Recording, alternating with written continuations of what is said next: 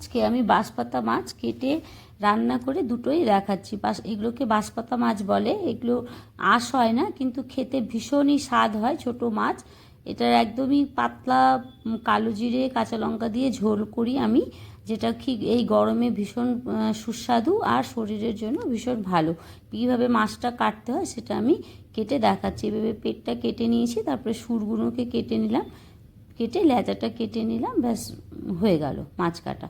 আরেকটাও কেটে দেখাচ্ছি ভালো করে বোঝানোর জন্য। 3টে মাছ আমি কেটে দেখিয়ে দিলাম।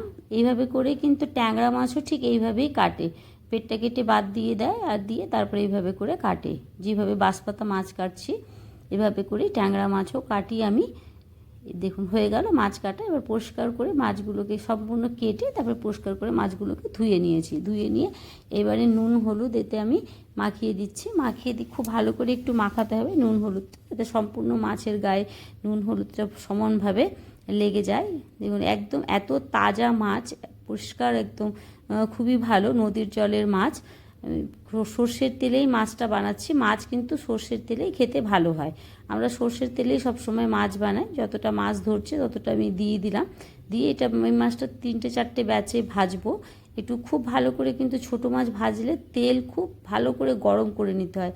তেল খুব ভালো করে গরম করে নিলে তাহলে মাছ কিন্তু নিচে লেগেও যায় না আর খুব সহজে ভাজা হয়ে যায়। একটুখানি কড়া করেই মাছটা আমি ভাজবো এপিট ওপিট করে।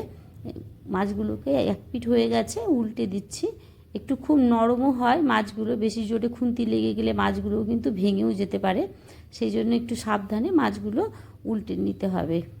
এভাবে করে উল্টে পাল্টে সব মাছগুলো নিয়েছি। নিয়ে আমি প্রায় মাছগুলো ভাজা হয়ে গেছে আমার, আমি মাছগুলো তুলে নিচ্ছি। এভাবে করে সম্পূর্ণ মাছ আমি ভেজে নিয়েছি। ভেজে নিয়ে ওই তেলে যতটা তেল ভেজেছি ওতেই আমার হয়ে যাবে। কালো জিরে ফোড়ন দিলাম।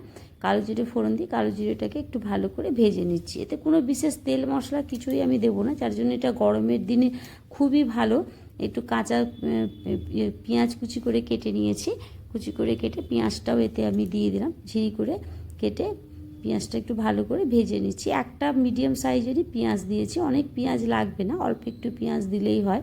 খুব ভালো করে পেঁয়াজটাকে কিন্তু গোলাপি গোলাপি করে ভেজে নিতে হবে। ভেজে নিয়েছি, ভাজা হয়ে গেছে। আধাটা টমেটো এতে আমি দিয়েছি, টমেটোটাও একটুখানি ভেজে নিচ্ছি পেঁয়াজের সাথে। ভেজে তারপরে এতে আমি একটু লঙ্কার গুঁড়ো দেবো।